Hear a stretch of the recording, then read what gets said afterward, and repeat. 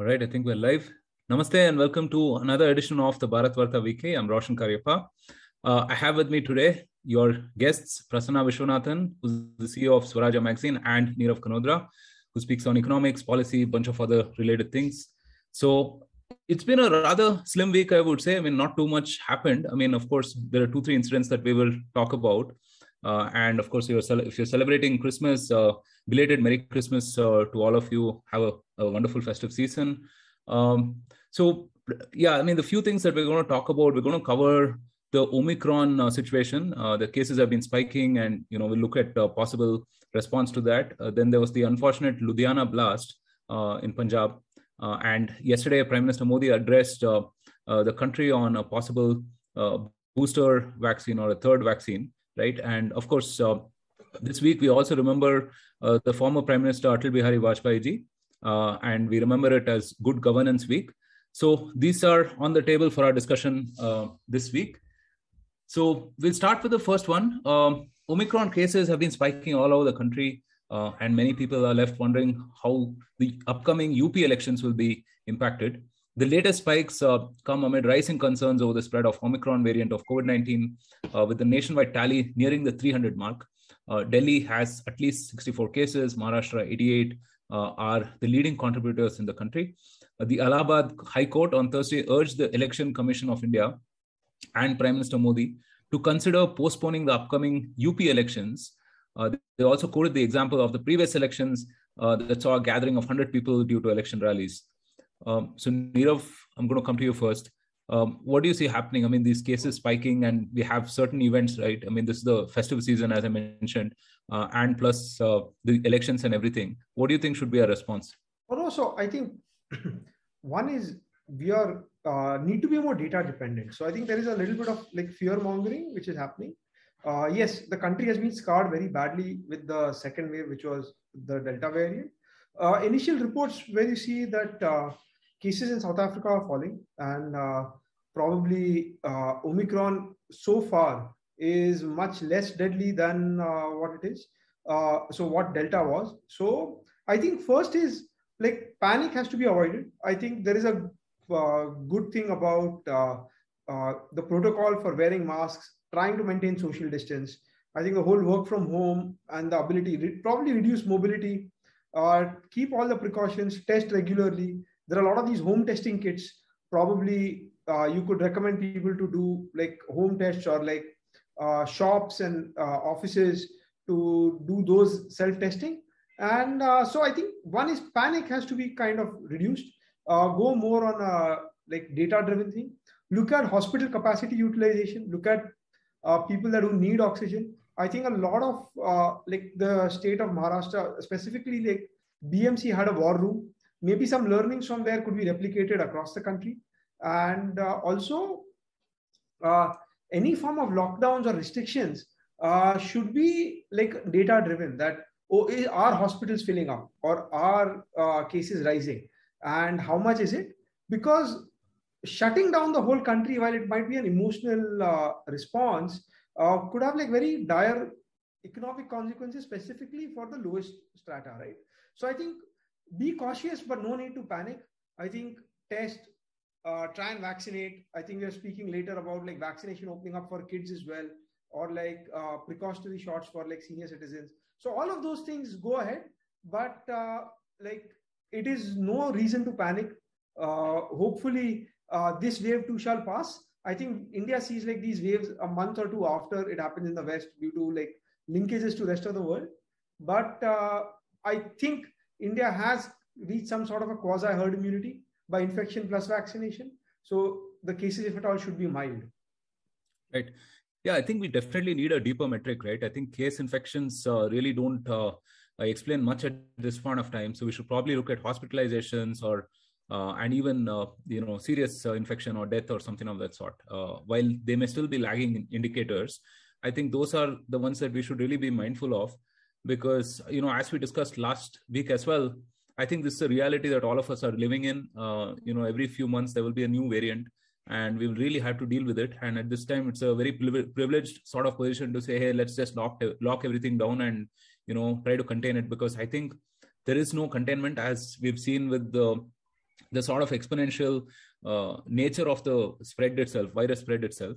So yeah, I mean, vaccines and boosters and maybe good hygiene and social distancing, all of those things are precautionary stuff that we should continue here on. But I think those would be the way forward. So, all right. Moving on, in some very sad news, an explosion in Ludhiana District Court complex left 2 people dead and 4 injured. The blast took place in the washroom of the second floor of the court complex. Harvinder Singh Sandhu, a Khalistani radical, and Jaswinder Singh Multani, a Germany-based pro-Khalistani terrorist, have been identified as planners in the operation. Sandhu, who is almost 35 years old, is suspected to be living in Pakistan after acquiring an Indian passport on a fake identity. They're currently being sheltered by terrorist groups in the country. The suspect and sole victim of the Ludhiana court blast has been identified as 30-year-old Gagandeep Singh, a former policeman who was fired in 2019 over drug smuggling charges. Prasanna, we were talking just before we started streaming that Punjab seems to be on a constant boil. We can't really rule out external agencies, external forces really conspiring to keep the situation on the boil, right? So what do you make of this? Even during the peak of the Khalistani movement in the 80s, and eventually when it was liquidated in the 90s, it did certainly have a huge external backing from our hostile neighbors. Even assume that this is something that has to be reckoned as a matter of any strategizing in fighting the militancy there, right? So I think there are 2 issues here. One is the something that we need to discuss, which is a problem of the society in Punjab. And another is, of course, the point that you said, where the hostile forces trying to take advantage. See, I think it's been a pretty sad and sad events that have unfolded in the Punjab in the last 1 week. First was this Kapurthala lynching, which was initially touted as a murder or a retaliation against a so-called act of sacrilege or blasphemy. It's little frightening, and honestly, I'm quite scared that it's almost seems that the narrative is moved to a place where even assuming that the sacrilege is true, they seem to be arguing that the lynching for committing an act of sacrilege is okay. Even leaving that aside, the Abrahamization of essentially Indic faith, which is really troublesome, like any faith which becomes dogmatic and kind of gets reduced to, where there is no dynamic evolution, and it kind of gets stuck to a kind of a dogma that all the wisdom has already been found. And I think it's quite dangerous, and it's very evident. You can see. That aside, that Kapurthala turned out to be like a merciless, brutal lynching of a hungry, possibly a migrant labor who must have been struggling to find his meal in this chilly 3-degree weather. And then, on one hand, you have this exemplary langar which is being offered as a service by this community, and on the other hand, you lynch a kind of a homeless, possibly even a mentally challenged individual mercilessly, and the video made for such disturbing viewing, right? And even the Amritsar, whatever happened inside the Golden Temple, according to me, I don't think so. I have heard the last about it actually. And also, Roshan, you could see that there is a certain set of narrative that all this is happening because there is an election in Punjab which is going to take place in 2 or 3 months. I honestly think that as someone who's been tracking what's happening in the state for the last 5-6 years, this is not an isolated incident, or this is not some kind of a political, upping of, something which is basically very short-termish in nature, very focused on electoral politics or something like that. These kind of lynching and attacking people for quote unquote act of sacrilege. At least there have been, like, I could conservatively count 12 incidents at least in the last 5-6 years, and these are ones which have been reported in the media. We don't follow much of what happens locally, so this is a long-term structural thing that is happening, and it's quite scary that it's one state where in India we have a blasphemy law, actually the sacrilege law. Of course, they kind of try to make it a little palatable by including Quran, Bhagavad Gita, and make it like a religion-neutral law. But we know that, like, from a Hindu point of view, a lot of people within the fold itself continue to question Bhagavad Gita without consequences, and perfectly that should be the way it is actually. So where that sacrilege law is essentially for and who it is targeted, and we have enough evidence from Islamic countries, more so from our own neighbor Pakistan, the brotherhood across the border of Punjab. How sacrilege has been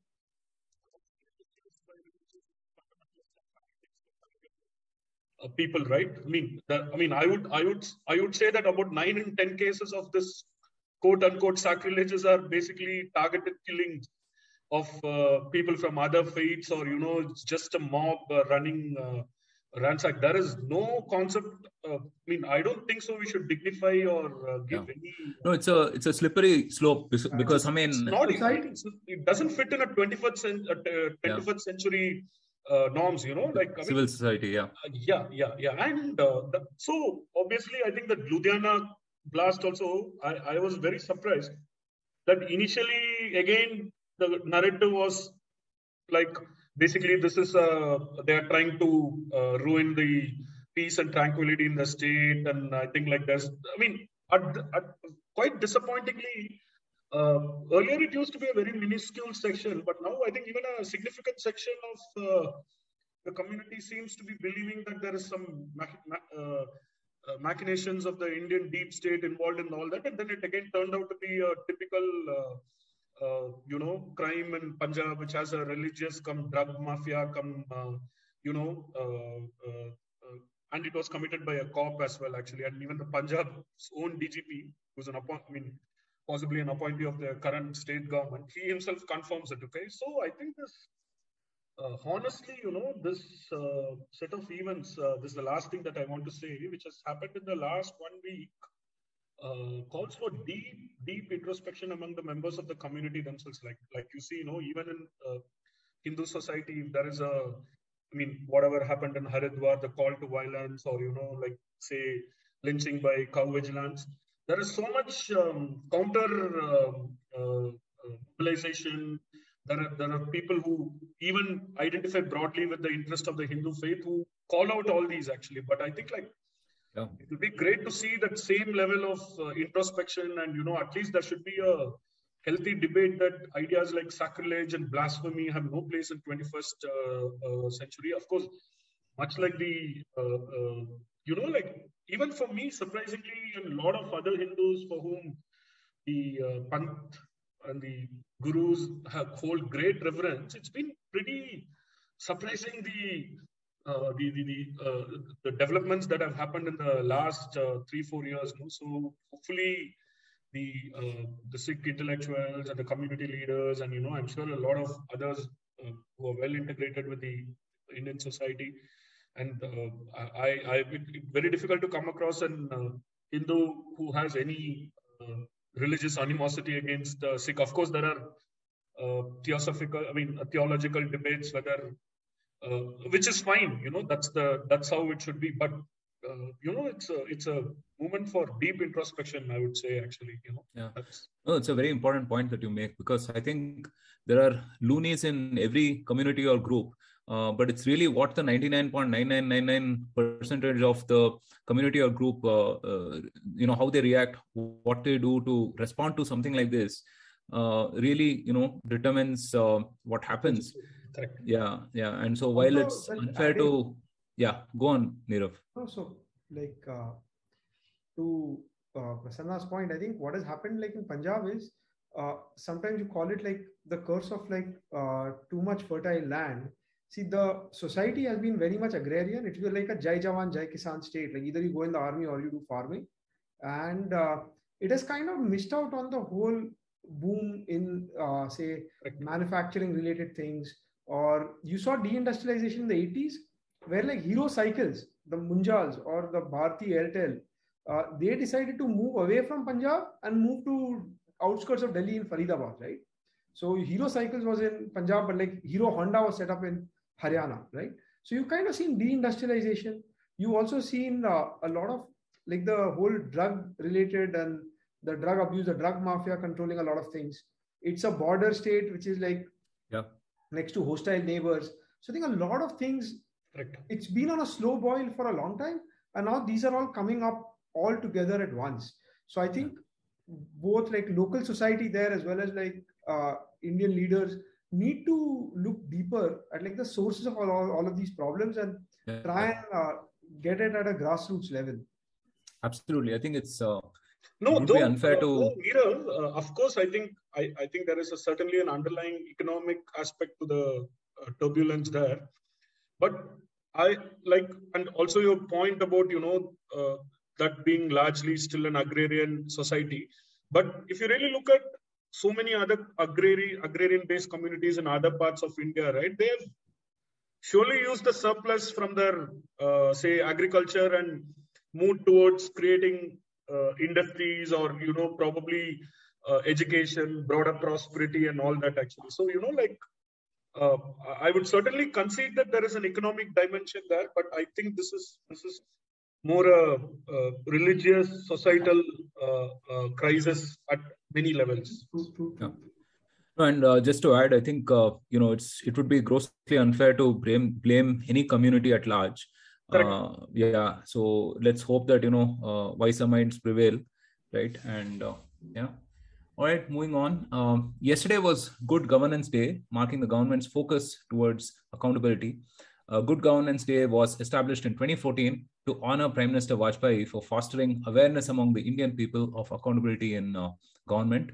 Good Governance Week 2021 was celebrated from December 20th to 25th as part of the Azadi Ka Amrit Mahotsav celebration.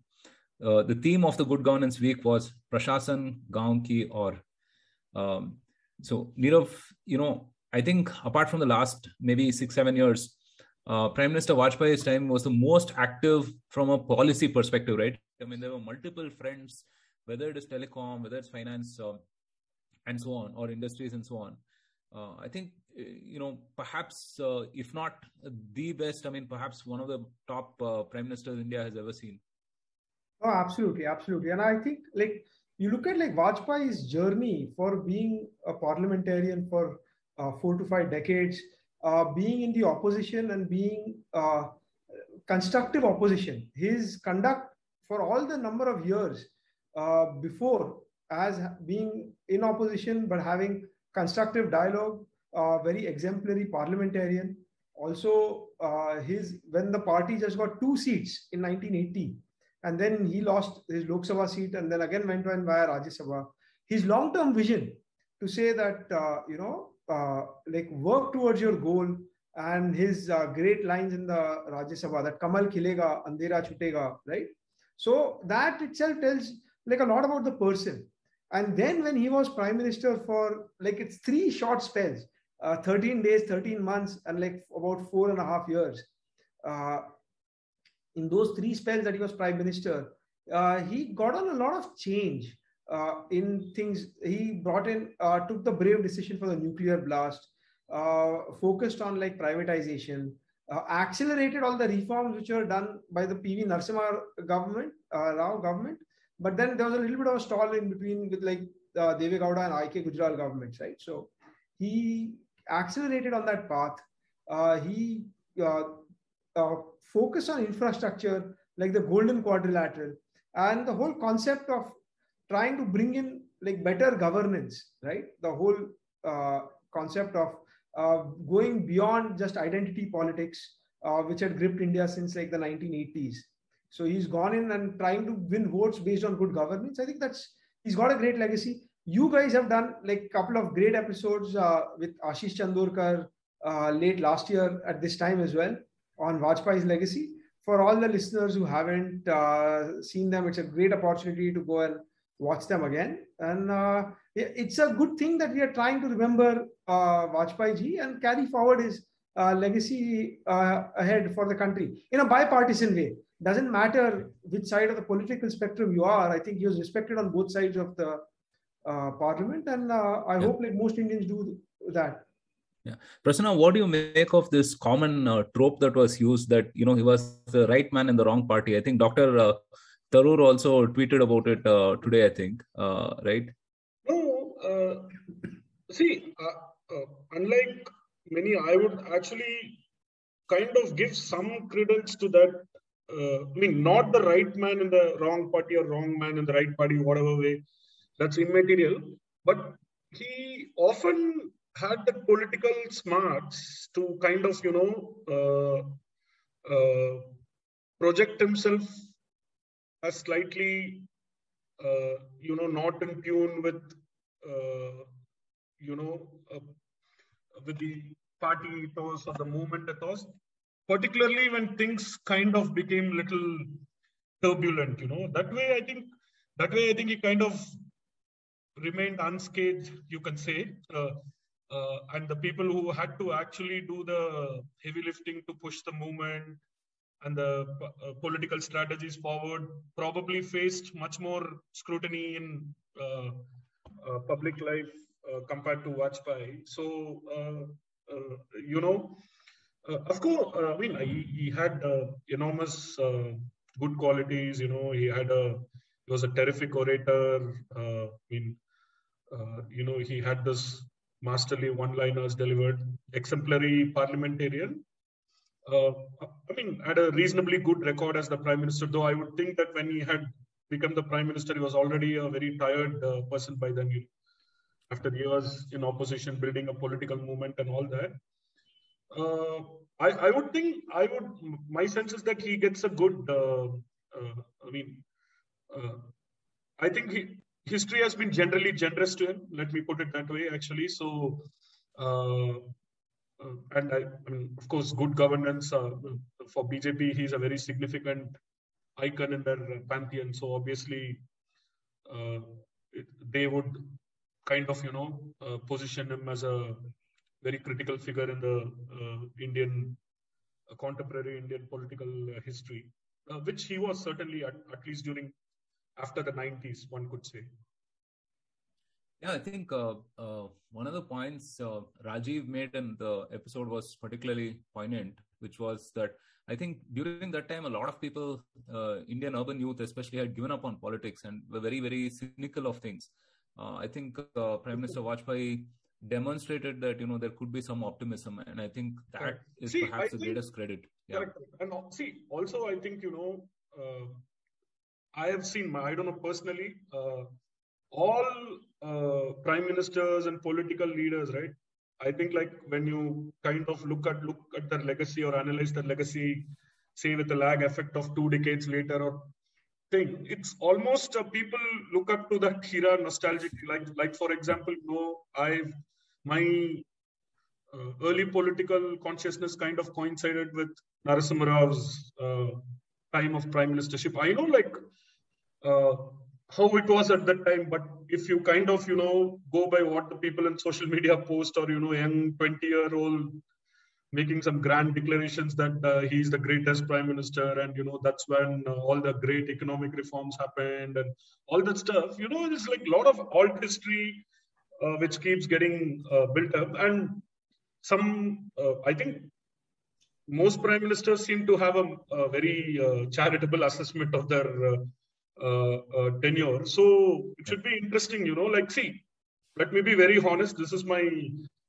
personal take, okay? And I think like even Mr. Nainan, of all people, also kind of seem to be agreeing with me on this, is that at the end of 2024, if you really look at the prime ministers who have ruled India both from an ideas perspective and also from a consequence perspective, there will be only two figures who according to me, would be consequential from a either like a change for a good or a bad or whatever. It has to be Jawaharlal Nehru and then Narendra Modi. See, other prime ministers, I think all of them have had their good, bad. Indira Gandhi certainly from a political astuteness perspective and all that, but I don't think so. She has either an economic legacy or she had a worldview, or she pivoted from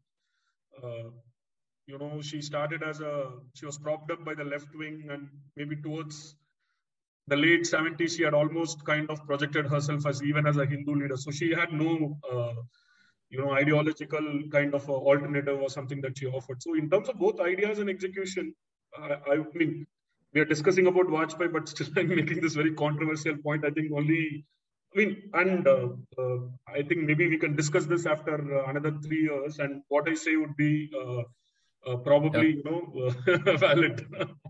No. I think even some of the people, like for example, I think Dr. Tharoor's party itself was not very kind in reality during those times, right? I mean, everything that they threw at Prime Minister Modi right now was also thrown at Prime Minister Vajpayee during those years, right? I mean, yeah, I mean, you're absolutely right. I think hindsight always makes us look at these things with rose-tinted glasses.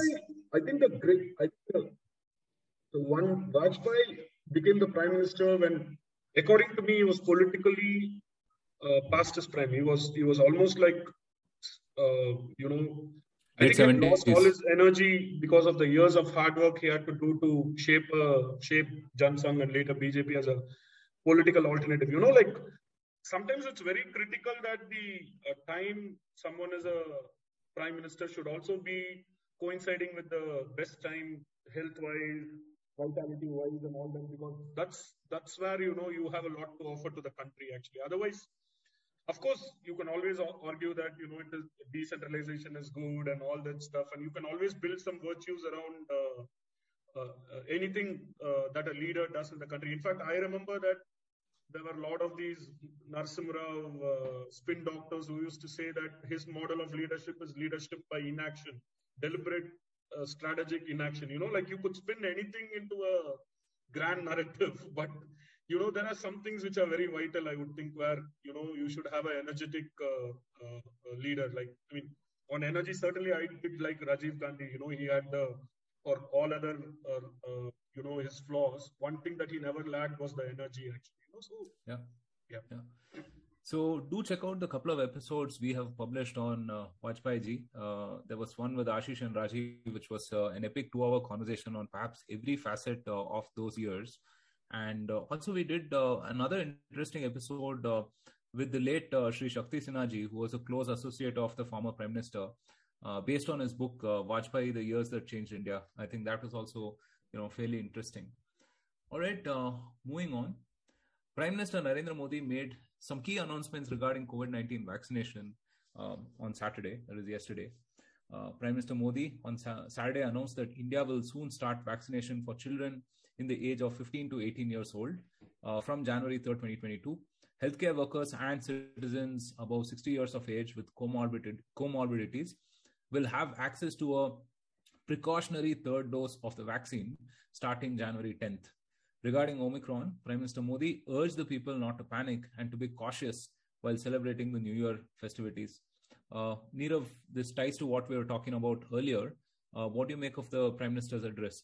So I think, as you mentioned, I think the biggest thing is be cautious but don't panic. I think that was the underlying theme, right? Second thing is, now that we are going, I think 1/3 of India is below 18, right? So we are going down in age, so now 15 to 18 will be vaccinated, hopefully, then goes from 12 to 15, and then hopefully even younger, right? In the West, they are vaccinating kids over 5 at the moment. So maybe that gets taken care of, because younger kids, or if schools open up, those are the super spreader locations. I think that is being taken care of. Also, we started vaccination in January this year, so it's almost been a year. There's not a lot of data about the fading immunity on traditional vaccines like Covishield or Covaxin, but mRNA vaccines definitely have a very sharp drop-off. So what PM Modi has already done is, he said it as a precautionary third dose, hasn't said it is mandatory. I think it also gives people like the option, the ones who want it, get it. There shouldn't be any panic. We've got great supply chain. We've got good domestic manufacturing capacity. So that's a very big positive as well. And what he's mentioned is, as we celebrate, like, be cautious. See, there's a line between being cautious versus being paranoid, and he's clearly been on the right side of that. So I think that's the whole thing. There's been good, clear messaging around it, and we also need to be confident of like our abilities, our healthcare sector, etc., that we will pull through it. We have to learn to live with COVID, or like after we go through all the Greek alphabets, maybe we go to something else. But there will be new variants. I think even like the worst ones, we will get out of it. So it's just be cautious, and it shows like there's a steady hand in charge, and it's hopefully this is enough to ride us through any wave which comes across. Yeah, no, the messaging was certainly interesting. I thought, right? I mean, calling it a precautionary third dose. Yes. For instance, I think that was quite subtle but impactful. Versus booster, booster signals that 2 doses are inadequate. Yes. So that is why you need a boost. Whereas precautionary says that. So I think that's the choice of word is very important here. And to be fair, there's nothing to prove it to the contrary. Whereas like you're seeing the booster dose, which kind of creates panic. Oh my God, I need to get boosted. Here is okay. It's precautionary. And so hopefully like that doesn't create those crazy lines and where the vaccination centers became super spreader locations. Yeah. Hopefully we don't get that. And the society remains calm as we battle this pandemic. See, also, I think it would be a misnomer to call it booster. Especially if it is a booster against the Omicron variant, right? Actually, some of these countries, US, UK, they launched their booster campaign in response to the still prevailing Delta variant, right? I don't think so. There is anything specific reconfiguration of the vaccine to fight the latest variant. We don't have any credible studies so far to say how it works as a booster or how it specifically works to. In fact, Omicron is almost like a vaccine evading variant, right? And highly infectious and vaccine evading, though there's no evidence that it's deadly like what it put. So I think it's the use of the word precaution was a very smart choice of word according to me, because it kind of sets the expectation right. And hopefully, I think the 15 to 18 opening is also a good thing. See, one of the little discussed issue has been the impact on the education, and especially 15 to 18 kids will be the ones who will be giving their board exams plus competitive exams. And honestly, if you look at the fatalities 0 to 12 across the world, there is certainly, it's very questionable whether there is a case for a vaccination itself for that particular age cohort. So 15 to 18 still, they have to attend the physical classes, board exams, and, all the competitive exams. And, that probably in a school setting, it gives a confidence for the kids to go and attend and all that. So hopefully, I think that does happen very quickly. I'm looking forward to it. And anyway, the precautionary dose is only for the frontline health workers and people above certain age, which is still okay. I think it's based on the advice of the doctors. So I think fairly,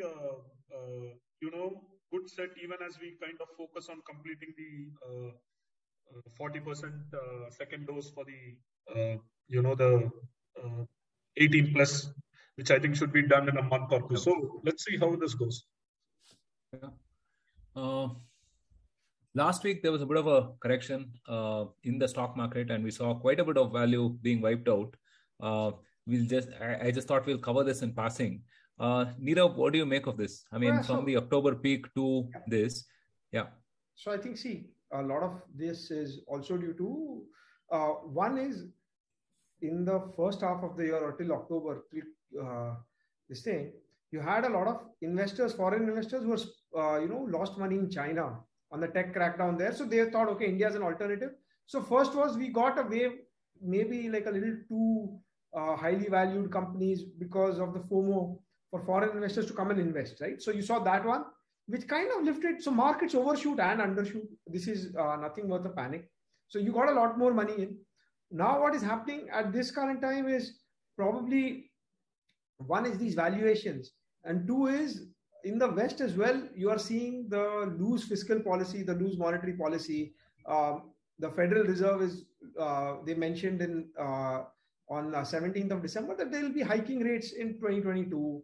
And so what has happened is that the cost of money, which is like at zero interest rates in the West, is going to be a bit higher. So this is, we should just look at it as a passing phenomenon. These waves come and go. It is, markets overshoot and undershoot. So probably it's a good, healthy correction. Some of these tech companies were overvalued. So it's just some sort of a correction there. It's not like a secular stagnation, or it's not, what would you call, like ominous sign. And second thing is, these corrections are always good because you have like a lot of, suddenly in any bull market, you get a new wave of day traders, speculators who just think that making money is easy in stock markets and take too much risk. So kind of corrects it and sorts things out. So I would not see this as a big sign in any ways. Yeah, right. And finally, India is all set to take on South Africa at home in the upcoming Test series. What do you guys make of our chances? Neither of us. So from 92, I think that was like the first series which I saw really properly on like cable TV at my neighbor's house. But like India has never won a Test series in South Africa, right? So this is the best chance that we have. That was when South Africa returned, right, to the international team. That is, yes. So Raveen Amre scored a century. Yes, exactly. From that series onwards, and now if you look at it, you've had the strongest Indian team in like history. They've won series in England and Australia, and so you've got a very strong team. South Africa itself is in a bit of a chaos. They've had a lot of people, a lot of senior cricketers retire. So I think it's the best chance that India has. Maybe we've had our own sort of like internal politics with Ashwin coming up with a very lengthy interview talking about the way team selection was, or he felt that he was not handled well, or even if he was dropped, the communication wasn't good. We've had a change in coach. There's a little bit of tiff internally. Hopefully all this is put aside. You've had like other teams, great teams having a lot of internal issues, but on the cricket field, those are put aside, and we go on and win the series. So I kind of joked on Twitter that what do you want from Santa on Christmas? Is I want an Indian victory in South Africa. So hopefully that happens. It's starting, I think 1:30 India time. 4 p.m. for me in Singapore. So I'm going to be watching day one. That's my Boxing Day gift. Yeah. No, I mean that I was just waiting for someone to plug that Ashwin article actually. I mean, that created so much of chatter and controversy, right? Any comments, Prasanna? No, I think probably a decent chance for India, because if you really look at as Nirav rightly pointed out, South Africa has been going through a very troubled transition, right? There are just not, the team is just not purely selected on cricketing merit as well for them, which is kind of now become institutionalized also, the selection process, like they have to have a certain representation. And so there has been a flight of talent also, I guess, from South Africa to, say, I think New Zealand, England, which have kind of indirectly benefited from the flight of South African talent. So South African team is going through a very turbulent transition, so as to speak. And I think the bowling lineup last time when India toured, I think they had quite an impressive lineup, right? They had Dale Steyn, they had Mockle, and then they had Rabada. I think this time Rabada is going to be the spearhead. And so but somehow, as historically, you know, that's the only country of significance that India has not won a Test series. Though I think they've won some 2-3 memorable Test matches there. You know, the Sri San's bowling performance is something that comes vividly in the memory. And I remember like a lot of excellent individual performances, you know, Sachin's century in Cape Town, even the 92 century in Johannesburg, and then Sehwag also, I think, has a couple of centuries there in South Africa. Dravid's standing, I mean, Dravid versus Dravid versus Alan Donald. Those are all some great memories from South Africa. Let's see how you know, new coach for India. I think like Dravid certainly you know, has the stature to make very tough calls. I think the first thing will be interesting is the Indian team selection. You know, I'll be very shocked if Rahane gets. So I think that he still appears to be in the contention. And again, the eternal Ashwin is not there out there kind of a debate. And I don't know, like, let's see. I think like the way England is getting thrashed in Australia this season, I think the Boxers test also doesn't appear to be going the England's way, at least the first day. Yes. So this was the place that India turned around their fortunes after that humiliating defeat, and Kohli going back turned around the fortunes. But this time, I think we still have Kohli at the helm, and he doesn't have any plan quit the tour midway. So we have to see. I mean, basically, India has to either you know, perish or perform with Kohli on. And Kohli's own form has been a huge source of concern for India, right? It's been so brittle in the last 2 years in all formats of the game. And, so I think the batting order is very brittle. And I don't know how someone like Shreyas Iyer, I don't know really, like, I don't know whether it's that Mumbai factor that comes into play or not. He seems to be almost considered a natural selection in all forms of the game, despite evident vulnerability against pace bowling and all that. So I think like Rahul, Mayank, to some extent, I think Mayank showed some good form recently. Rahul, of course, you know, I think he's the guy, according to me. Rohit would have been a good choice to have, but unfortunately he's injured. So batting lineup looks, I don't know who else is there in the batting. So I think it's the question between like, so the self-selection are like Rahul, Mayank opening, Pujara at 3. Probably if he doesn't do well, this is last series. Kohli at 4. Then 5 is the question mark. Is it Hanuma Vihari, Rahane, or Shreyas Iyer? Pant is at 6. Ashwin probably at 7. And then Shardul Thakur as a pace bowling all-rounder. And then maybe Bumrah, Shami, sure. And then maybe Siraj or Ishant Sharma. So I think that's the team. Hopefully, like, Indian batting lineup has great names. No Jadeja, actually. Jadeja is injured. Jadeja is injured as well. So that's what. So you've got, on the Indian side, you've got number 3, 4, 5 are great names, but in bad form. That is Pujara, Kohli, and maybe Rahane. On the South African side, you have a bunch of like no-name guys. We might not even, some of the people might not recognize, like guys like Keegan Peterson or Kyle Verstappen, etc., who are like, probably they've done well in their domestic cricket. Correct. Like Temba Bavuma, but they haven't yet done anything great at the international stage. So it's going to be very interesting. As I said, yes, this is not the strongest of South African teams, but so this is India's best chance to win. And fingers crossed, we do win it. Yeah. 2017-18 was where we had a great win from coming from behind in Johannesburg, and that started the whole thing.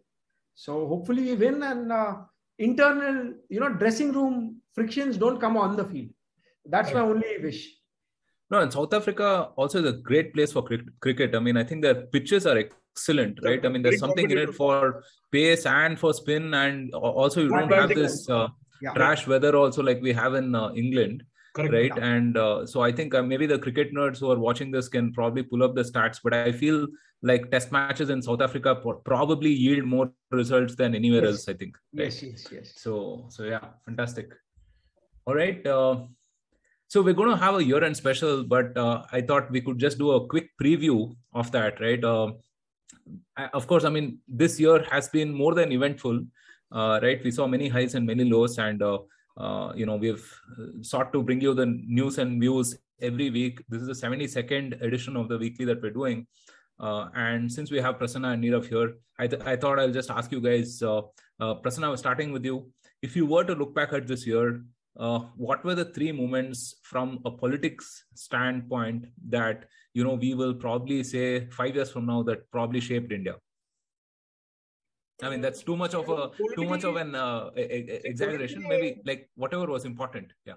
Yeah, I think politically, of course, the BJP's defeat in the West Bengal's election was, according to me, a very one of the top political stories in the year, because I think basking in the success of the 2009 win in the parliamentary election, or at least a very strong performance. And I think like Bengal is emotionally a very critical state for the Sangh, like though they never had political power in the state, a lot of their ideologues and their ideas and, the entire movement drew a lot of inspiration from Bengal, right? Actually. So there's a special connect for, the quote unquote, the Hindutva movement in Bengal. So I think there was a lot of expectation that they could mount a formidable challenge, but which would have, fundamentally and significantly altered the Indian political landscape. If BJP had done well in Bengal, but I think it didn't turn out to be that way, which kind of, according to me, represents a continuation of a certain kind of status quo in Bengal, which is not only, from a demographic perspective, from an economic perspective, very critical actually. If you really look at Bengal and more so Kolkata, the economic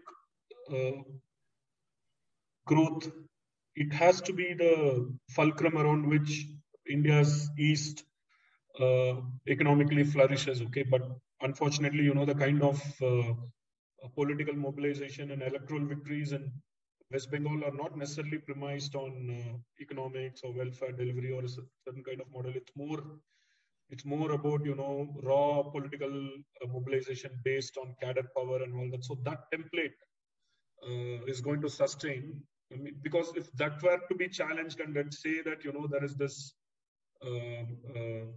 new paradigm which kind of BJP brings, where it brings in like of course, the religious element is certainly there, but it also kind of tries to combine it with a very visible development agenda, especially in terms of big infra and all that. I think that would have kind of, made that particular state interesting.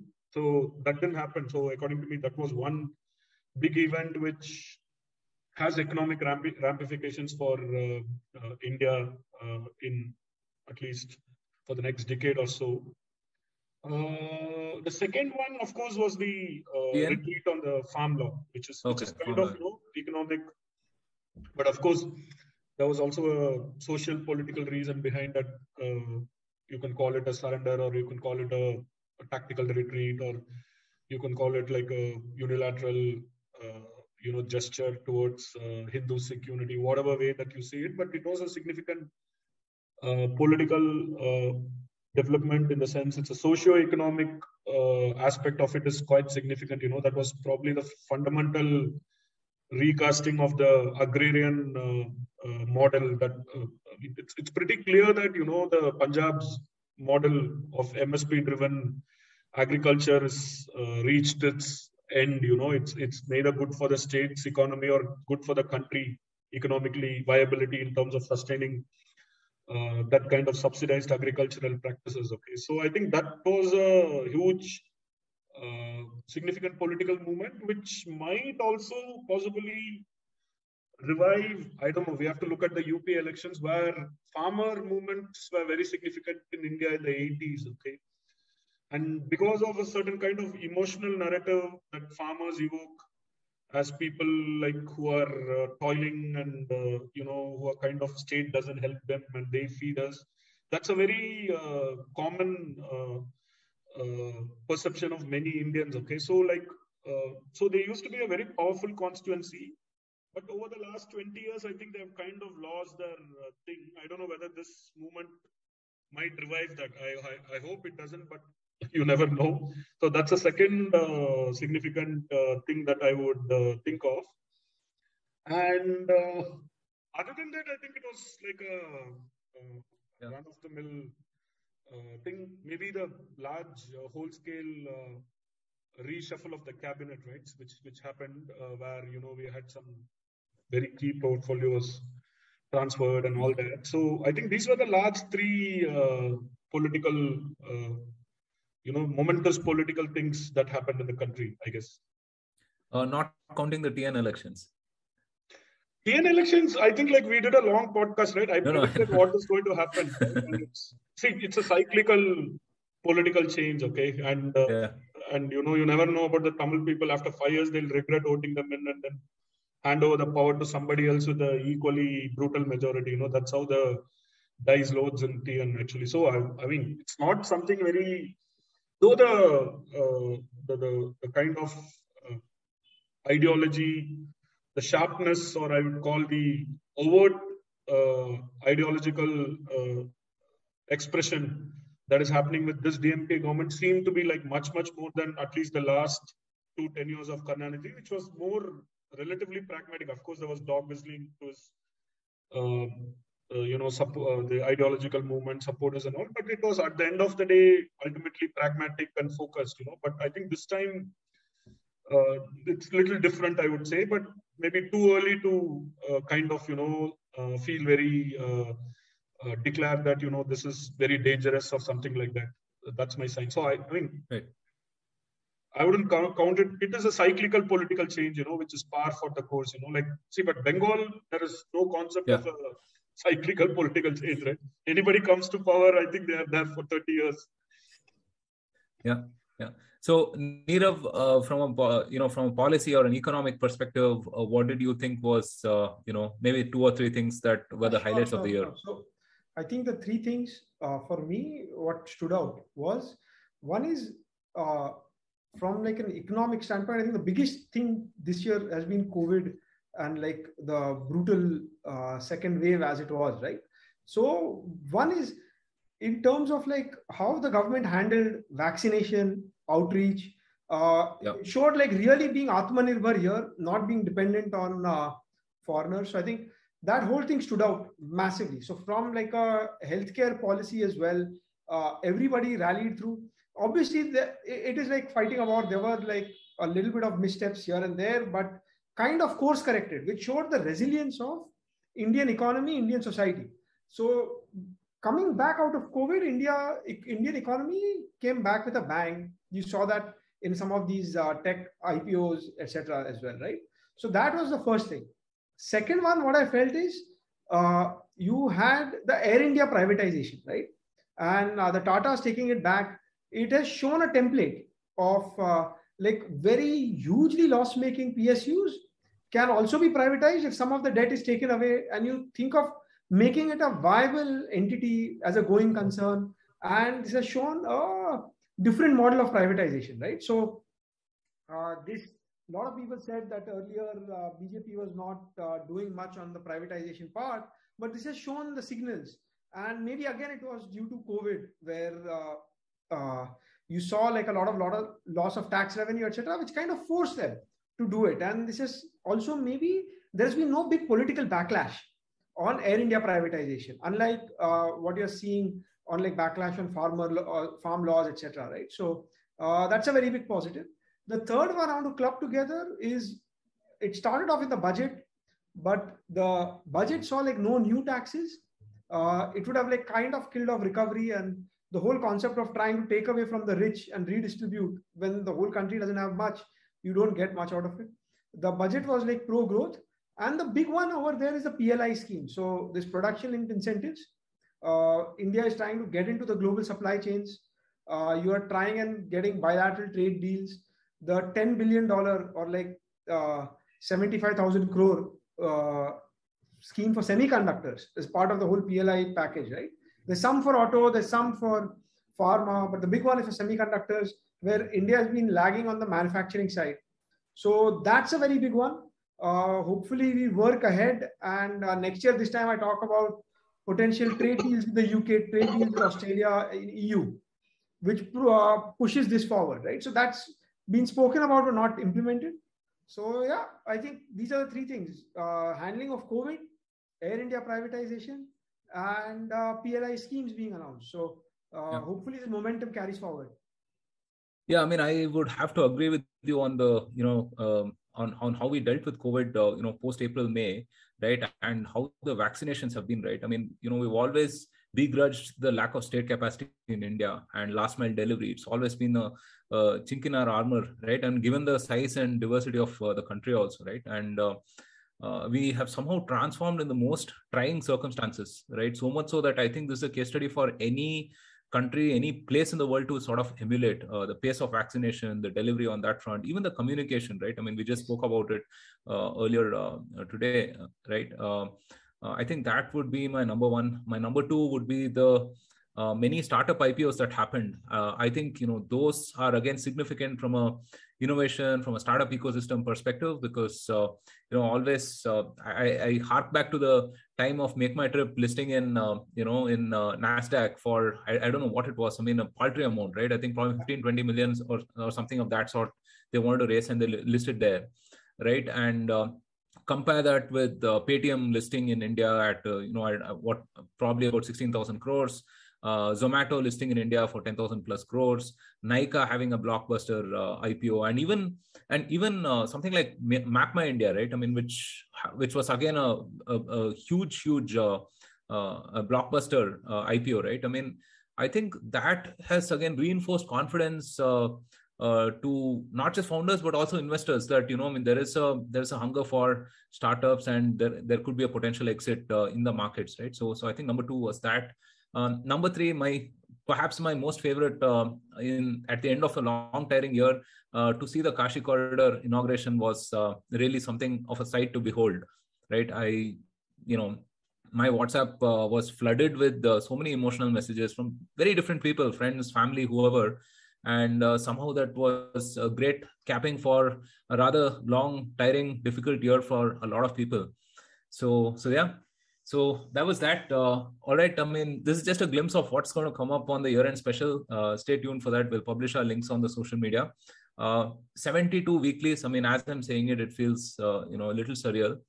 Thank you so much for keeping us company throughout this year. And thank you, Prasanna, for coming on board. Thank you, Nirav, as well. And we look forward to seeing you again next week.